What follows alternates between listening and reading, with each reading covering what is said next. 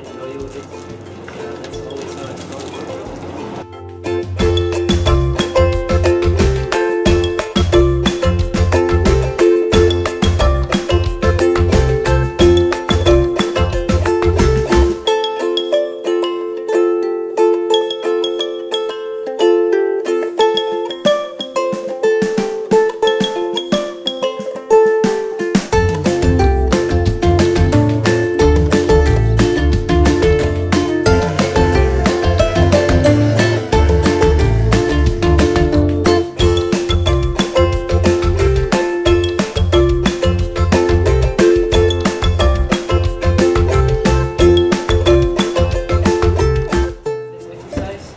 I start a workshop. I always start with the name game. It's usually a name game. If you already know the group a bit, it's just an energizer. Something to get up energy, get people's attention going. It's quite important to already make a group and start the group dynamic by doing something as a group. If you just start, you come into the room and you start with a lecture, you already lose people's attentions, a lot of people's attention. Unless they're very motivated, or they already know a bit about it, then they're going to be attentive. But our target audience for this workshop is not very, it's motivated, but they don't know a lot, and they're really just putting their first steps into a new world. So you have to make them at ease, so you have to make them feel comfortable in a group, and that's why you do something as a group. You do some games. Also to get some tension out of the group. So that's just why I did this. If you want to give a good workshop, and you want to give a good lesson, you just start with being on time. It's really funny that I have to say it today, but you really have to start with being on time and preparing the room. Also to come to rest yourself, because you're all already on the way there. You're usually thinking, I have to do this, I have to do that, I have to do that. And you can just prepare your stuff, you can lay it out how you want it, when you need it. You can just read through it.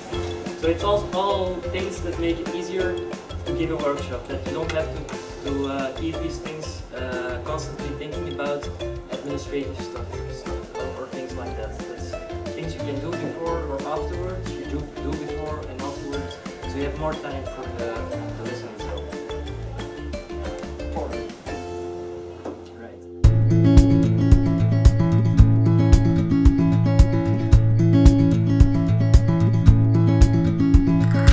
Wish that I could stay, wish for this moment to never go away. But it's all in my mind, and though I know that there is nothing to find, you're a beautiful sight in the sun. As I already said, I do these exercises with people who are really new to it. They learned maybe some notion about sexing, but that's about it. So what I'd like you guys to do for now is try to you know what role playing is, to play the role of someone who's new to the game. It's very difficult, I know. It's already difficult for me, and I'm not really a debater, but I know a lot of debate. So it must be very difficult for you guys.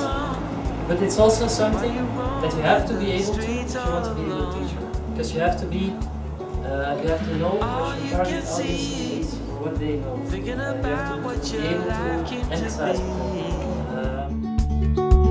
You're a beautiful sight in the summer night.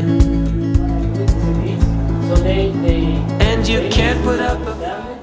What's very important if you want to do these things?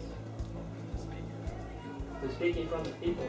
So I'm just going to let them present their mind map, so they already do this a sort of public speech, so they already talk in front of the group.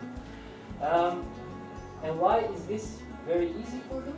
Because they just done an exercise and they want to show off their exercise. They're not thinking, ooh, I got to present this. Well, they often do think as well. But a lot of them also think, whoa, I can present my work, I can show off what I know. So that's also very motivating for them to actually explain this and do it in front of a group. you guys have any questions about this so far? Or did you think, how about that? You didn't mention anything about that.